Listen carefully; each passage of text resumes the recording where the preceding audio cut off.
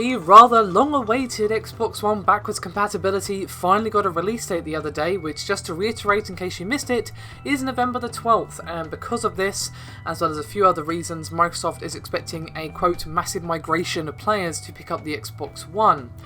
Now, according to Xbox's Aaron Greenberg, these players are Xbox 360 owners who have just been kind of waiting for a reason to actually upgrade to the next generation. Now, when he spoke to GameSpot, he had some rather interesting comments going, quote, there's tens of millions of Xbox 360 fans that are out there that are still playing on Xbox 360, and they're waiting for the right time and the right reason to migrate over to Xbox One. Whether they've been waiting for the first true next-gen Halo with Halo 5, or if they've been waiting for solutions like backwards compatibility, we do expect to see a pretty massive migration this holiday of those fans. Now, of course, we already know that about 100 games will be backwards compatible when it finally launches on November the 12th, but we've yet to see a full list of titles. Of course, we know that people can vote, and we've had information coming in dribs and drabs as to which games will actually be making it thanks to votes and stuff like that. But we don't know 100% what games you're going to be getting on November the 12th through backwards compatibility. Obviously, they will publicise that. I'd be very surprised if they don't before this actually launches, but for the moment, we just don't know. Now, Greenberg finished up by saying, quote, on the first party side, with our content, we've said that we're doing everything we can to make our first party games lineup available. On the third party side, we're making this available to all our third party partners to participate. We hope that they will all participate.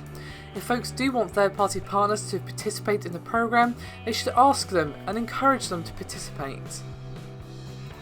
And he's probably right in spirit in that people have been waiting for the right reason for which to buy an Xbox One, whether that's Halo 5, whether that's Rise of the Tomb Raider, whether that's backwards compatibility plus some games that they're interested in. Perhaps they didn't want to abandon their library of Xbox 360 games, and I will admit I kind of felt sad for my Xbox 360 games given that, well, I have quite a few of them. I still have my Xbox 360, of course, I just don't really have the space for it.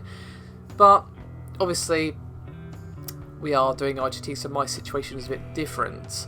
For most people, however, they probably were waiting, say, I want X, Y, and Z games, or I want some games I'm interested in, and maybe backwards compatibility kind of sweetened the deal, and they were already thinking about it. We don't know without actually asking people, but I think it's not going to be any one factor.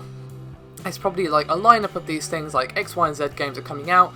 Plus, you can still play your old games if they're on this list and if they get added in the future. So yeah, I think Xbox One is going to see a nice little boost this holiday season. How much that ends up being, well, we may or may not find out. Microsoft aren't particularly forthcoming when it comes to hard sales figures, but I'm sure they will tell us if the Xbox One sees a nice boost. I'd love to hear your thoughts though, guys. Are any of you watching Xbox 360 owners, or perhaps even PS3 owners, or are thinking of getting an Xbox One but were waiting for the right selection of games or whatever? I'd love to hear what would take you to upgrade, and also what caused those of you who have already upgraded to upgrade in the first place. I'd love to hear some thoughts. I'll see you next time. Thanks for watching.